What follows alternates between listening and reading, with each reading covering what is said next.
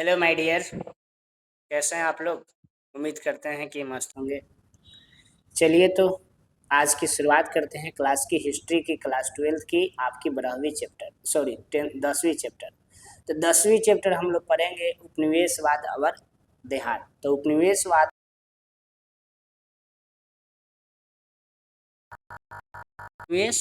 और देहात में हम आपको यहाँ तक पार्ट 1 में पढ़ा दिया था, जमींदार तक पूरा पढ़ा दिया है।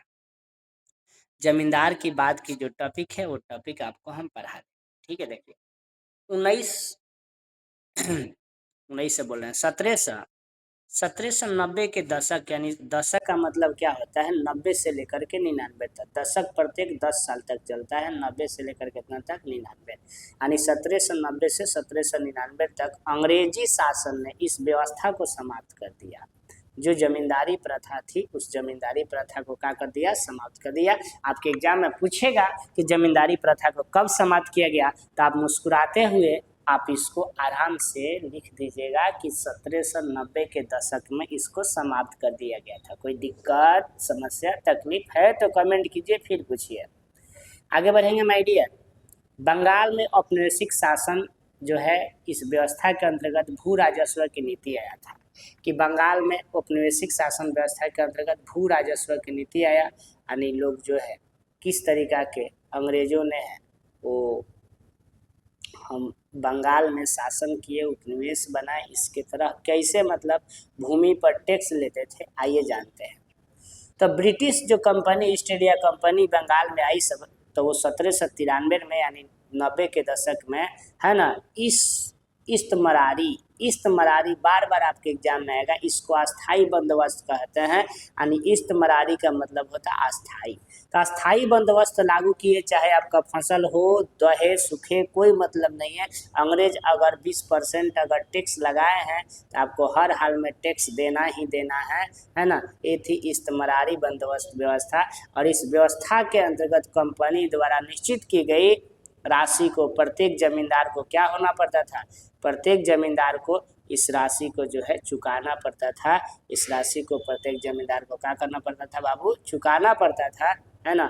इसके अंतर्गत कंपनी द्वारा निश्चित की गई राशि को प्रत्येक जमींदार को, रैयतों को एकत्रित कर जमा करना होता था। रैयत का मतलब होता है कि जो जमींदार थे वो रैयत को जो पैसा देते थे उसको एक जगह इकट्ठा करके, एकत्रित करके, जमा करके अंग्रेजों को पूरा देना पड़ता था। ठीक है, आगे बढ़ेंगे और आगे सुनिएगा।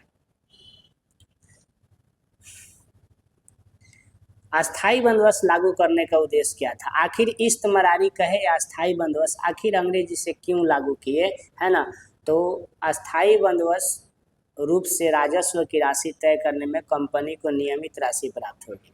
ये कंपनी को, ईस्ट इंडिया कंपनी को फायदा था भाई कि चाहे फसल हो चाहे नहीं हो, कोई मतलब नहीं है, हमें तो क्या मिल जाएगी, हमें तो अस्थाई रूप से हमें वो मिल जाएगी, क्या बोलिए, हमें टैक्स मिल जाएगी। क्या मिल जाएगी? टैक्स मिल जाएगी, यानी हमें वो मिल जाएगी, राशि मिल जाएगी, है ना।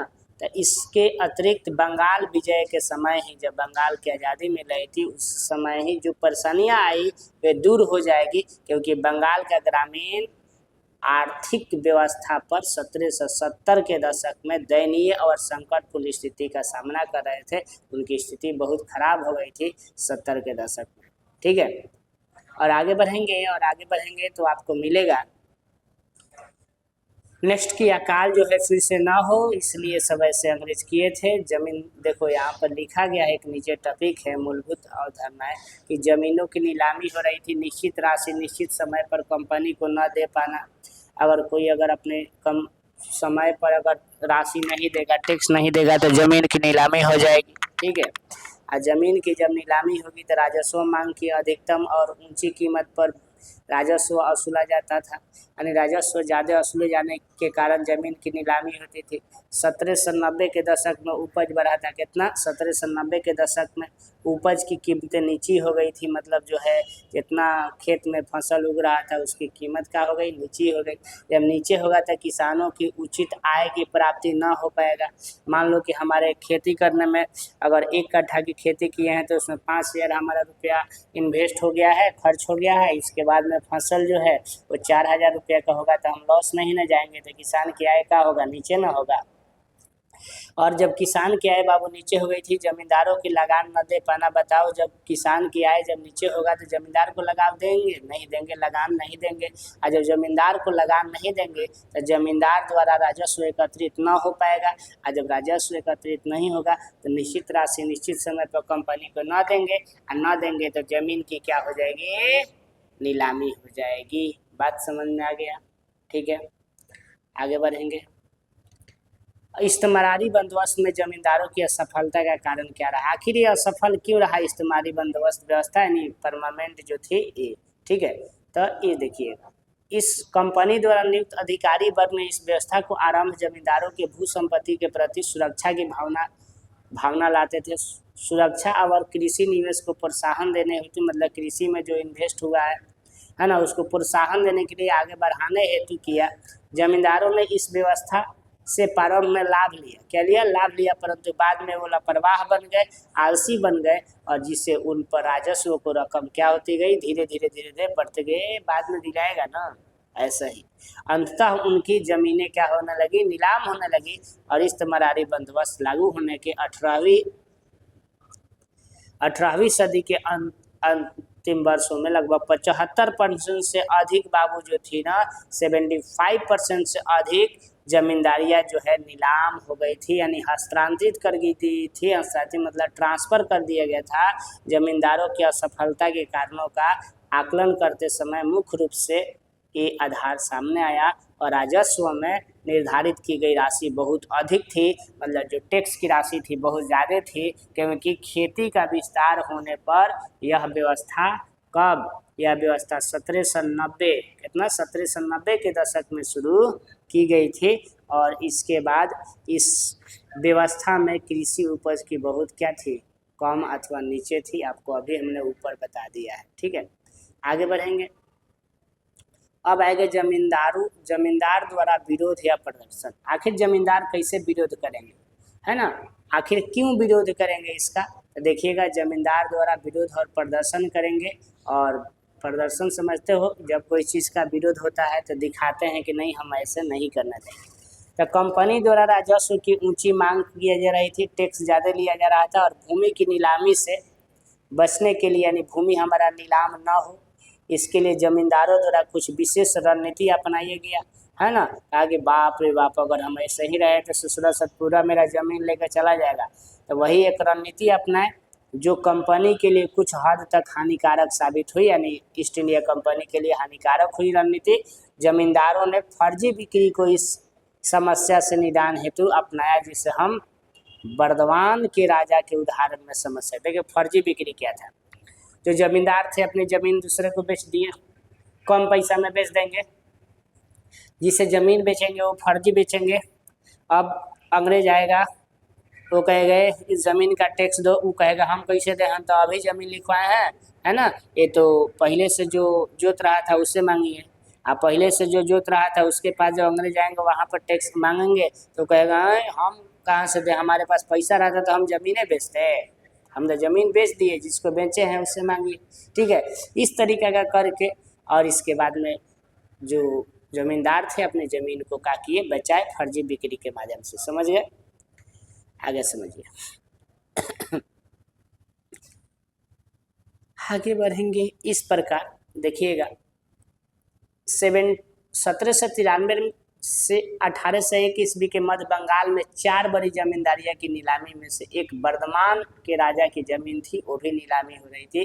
जो नीलामी में बहुत बेनामी खरीद हुई, जिसमें 15% सौदे नकली थे और 30 लाख की प्राप्ति कंपनी को हुई थी, यानी 15% यानी नकली जमीन बेचा गया था, कंपनी को 30 लाख की मतलब रकम मिली थी।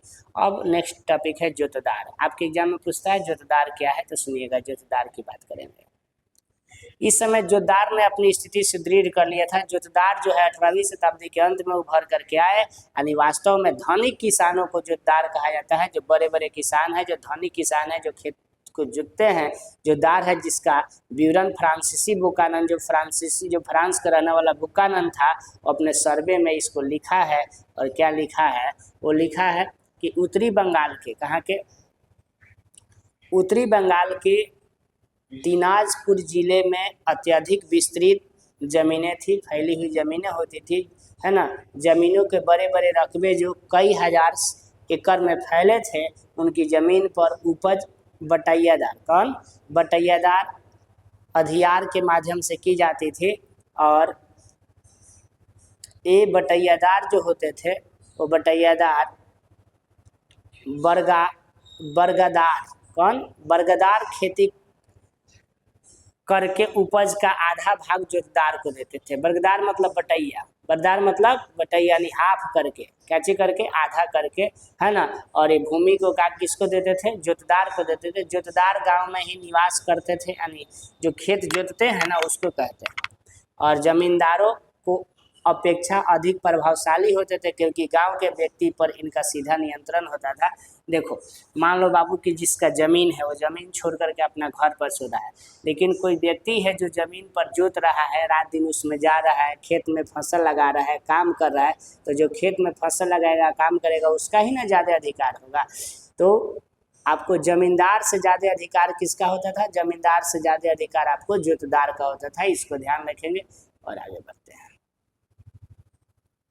अब पांचवी रिपोर्ट आपके एग्जाम में पूछता है, तो पांचवी रिपोर्ट क्या है, पांचवी रिपोर्ट के बारे में बता रहा है। 18वीं शताब्दी के अंत में जमींदार संकटपूर्ण स्थिति से गुजर रहे थे, उनके पास बहुत ज़्यादा संकट की स्थिति आई थी, और उस संकट की स्थिति में पांचवी रिपोर्ट आया है। जो पांचवी रिपोर्ट जो आएगा वो क्या होगा, ये पांचवी रिपोर्ट जो है 1002 पृष्ठ का, यानी 1002 पन्ना का होगा पांचवी रिपोर्ट, जिसमें 800 पृष्ठ में जमींदार के बारे में, रैयत के बारे में, जो रैयत थे जो खेती करते थे, कलेक्टर के बारे में जो कि मतलब राजा महाराजा अंग्रेजों के द्वारा जो कलेक्टर जो भेजा गया, डीएमएसपी जैसे होते हैं ना, उसी तरीका का, है ना, कलेक्टर का रिपोर्ट। राजस्व वितरण यानी कितना टैक्स आया है, टैक्स को कैसे कैसे बांटा गया है।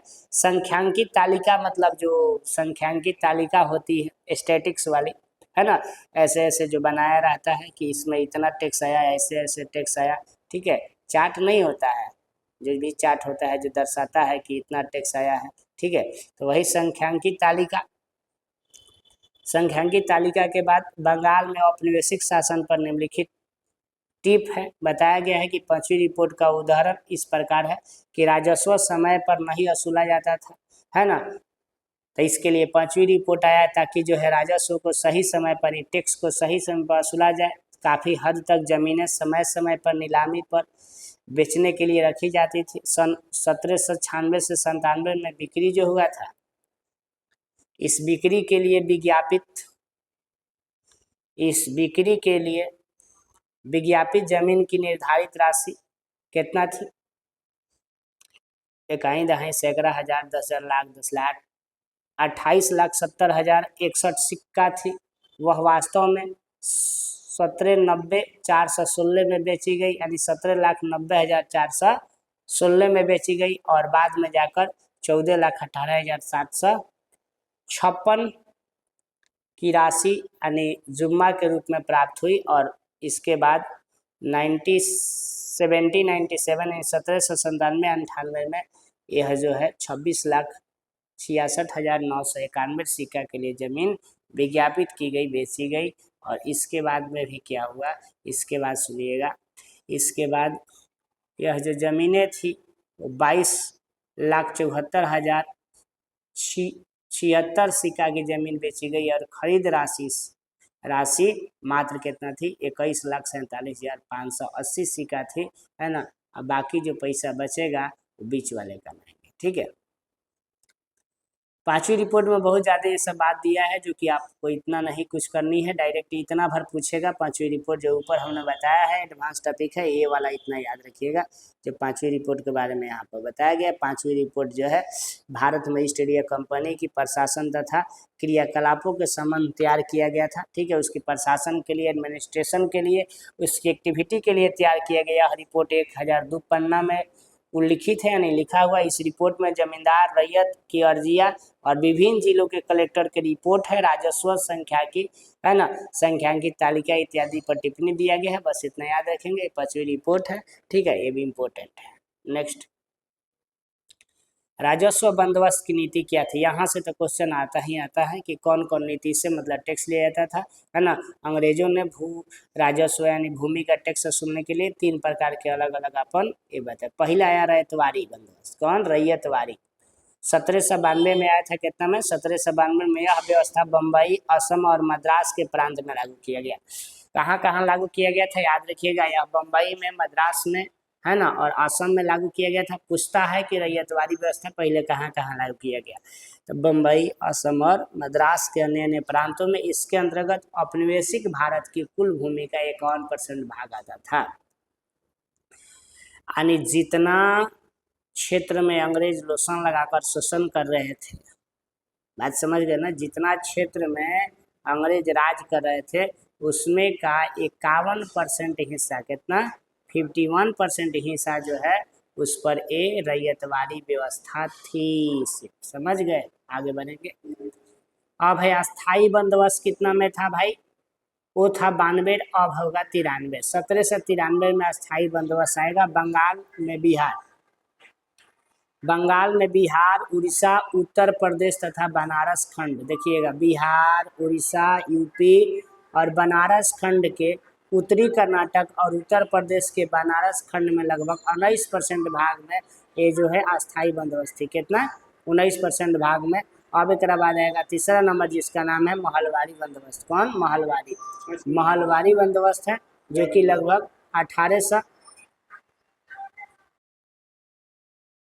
मालवारी बंदोबस्त जो है 1822 में, यह व्यवस्था उत्तर प्रदेश के मध्य प्रांत तथा बंगाल में लागू किया गया। औपनिवेशिक भूमि का 30% भाग इसके अंतर्गत आता है ना, महलवारी बंदोबस्त के अंतर्गत आता है, याद रखेंगे। ठीक है, आगे बढ़ेंगे। अब है रैयतवारी पद्धति। कौन, रैयतवारी पद्धति। रैयतवारी जो पद्धति है वो रैयतवारी पद्धति के बारे में बताया। यह व्यवस्था 1792 में, कितना, 1792 में मद्रास प्रेसिडेंसी, कहाँ, मद्रास प्रेसिडेंसी के बरामहल जिले में सबसे पहले लागू किया गया। रैयतवारी व्यवस्था के प्रारंभिक प्रयोग के बाद, है ना, कैप्टन मुनरो, कौन, कैप्टन मुनरो ने इसे 1880 में संपूर्ण मद्रास में लागू कर दिया गया था। जो रैयतवारी व्यवस्था आएगा लास्ट में, रैयतवारी जो पद्धति आएगा इसके बारे में जानेंगे। जो रैयतवारी पद्धति है यह जो 1792 में मद्रास प्रेसिडेंसी में के बरामहल जिले में सबसे पहले लागू किया गया। और रैयतवारी व्यवस्था के प्रारंभिक प्रयोग के बाद कैप्टन मुनरो जो है इसको 1820 में संपूर्ण मद्रास में क्या करेगा, लागू कर देगा, याद रखेंगे। कैप्टन रीड, इसके बाद आएगा कौन आएगा, कैप्टन रीड, है ना। कैप्टन रीड और टॉम्स मुनरो द्वारा प्रत्येक पंजीकरण किसानों को भूमि का स्वामी माना जाता था। ये दोनों जब आए, अधिकारी तक कहे कि जो भी किसान अपने जमीन का पंजीकरण कराया है यानी रजिस्ट्रेशन कराया है वो किसान जो है जमीन का क्या है, वास्तविक मालिक है। ठीक है, उदाहरण स्वरूप एक एकड़ में कितना होता है, 26 मन धान की पैदावार है। और मुनरो जो पैदावार का 1/3 या 2/5 सरकारी कंपनी के राजकोष में लेता था। सोच लीजिए कि अगर मान लीजिए कि 26 kg अनाज हुआ है तो उसका 1/, हम क्या करेंगे, 3 ले लेंगे, 3 से काटेंगे तो 3 सत्ते 3 अठे 24, 3 27, है ना, यानी 9 किलो के आसपास में ले लेगा। यानी 26 किलो में से 9 किलो सिर्फ तुम्हारा टैक्स में चला जाएगा। 2/5 जो होगा ना तो और बचेगा। ठीक है, तो यही है, इतना ले लेता था सब टैक्स में। रैयतवारी व्यवस्था 30 वर्ष तक चली थी। कितना वर्ष, 30 वर्ष तक लगातार चला। और इसके बाद 1820 के बाद यह व्यवस्था उन क्षेत्रों में लागू की गई जहाँ कोई सर्वे नहीं हुआ था, यानी अनसर्वे जमीन था, वहाँ पर रैयतवारी क्या किया गया, व्यवस्था को लागू किया गया। आगे बढ़ते हैं। रैयतवारी व्यवस्था मद्रास में जब गया था इसकी प्रभाव का पड़ी, यह व्यवस्था किसान के लिए हानिकारक हुई। रैयतवारी इसमें ग्रामीण अर्थव्यवस्था पर प्रभाव पड़ा, किसान गरीब और भूमिहीन हो गए और ऋणग्रस्ता से फंस गए, यानी ऋण उनके ऊपर टैक्स बहुत ज़्यादा लदा गया। एक सर्वे के अनुसार मद्रास के में कंपनी ने पाया कि 1855 में रैयतवारी व्यवस्था के अंतर्गत 1,45,00,000 एकड़ जमीन जोती गई और 1,80,00,000 जो है 1,80,00,000, है ना, 1,80,00,000 80 लाख एकड़ जमीन पड़ती रह गई। समझ रहे हैं ना। इस प्रकार व्यवस्था में कृषि पर क्या पड़ा, बुरा प्रभाव पड़ा। ठीक है, अब है आगे बढ़ेंगे और देखेंगे बम्बई में रैयतवाड़ी। जो बम्बई में गया तो इसमें रैयतवाड़ी क्या था 1819 से 27 में एल्फिस्टन, पूछेगा कौन, एल्फिस्टन बम्बई का गवर्नर बना यानी राज्यपाल बना। 1818 ईस्वी में उसने पेशवा के राज में अपने अधीन कर लिया, यानी पेशवा को अपने अंडर में कर लिया। और इसके बाद एल्फिस्टन जो कि मुनरो का शिष्य था, मुनरो का चेला था, है ना, रैयतवाड़ी व्यवस्था को बम्बई में क्या किया, लागू किया। इस समय पिंगल नामक अधिकारी ने 1824 से 28 तक, है ना, कितना 24 से 28 तक भूमि का क्या किया, भूमि का सर्वे कर उनका वर्गीकरण कर दिया, अलग अलग भागों में बांट दिया। राज का हिस्सा उपज का 55% निश्चित किया गया। कितना, राज का हिस्सा उपज का कितना परसेंट, 55% जो है निश्चित कर दिया गया। ठीक है, और आगे बढ़ेंगे।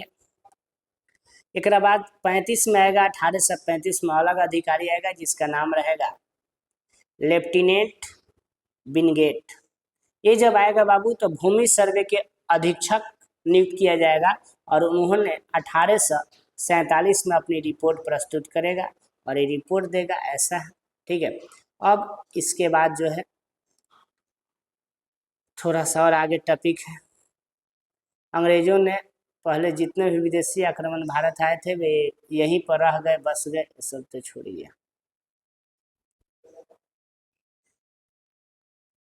एक दो टॉपिक इम्पोर्टेंट है जो कि हमने लास्ट में भेजा है। जो अंग्रेज अधिकारी जितने भी भारत में आए यहीं पर रह गए, बस गए, भारत में ही बस गए। उन्होंने भारत की आर्थिक समृद्धि तो बढ़ाने में मदद की और भारत को अपनी भूमि माना और वे भी कमाए यही खर्च करके गए।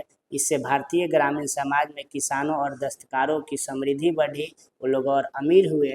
और इसके बाद में कह रहा है ना, 1600 ईस्वी में जब ईस्ट इंडिया कंपनी आया, 1600 में ईस्ट इंडिया कंपनी आया तो भारत आया तो पहले इसका उद्देश्य बाबू व्यापार करना था और भारतीय माल का आयात करना था, अपने देश में ले जाना था। अपने भारत से वो अपने ईस्ट ले जाएंगे, अपने देश में ले जाएंगे। इससे भारत की समृद्धि बढ़ी, मतलब भारत और अमीर हुआ। इसे भारतीय ग्रामीण समाज एवं यहाँ की स्थिति पर बारीक अध्ययन किया गया।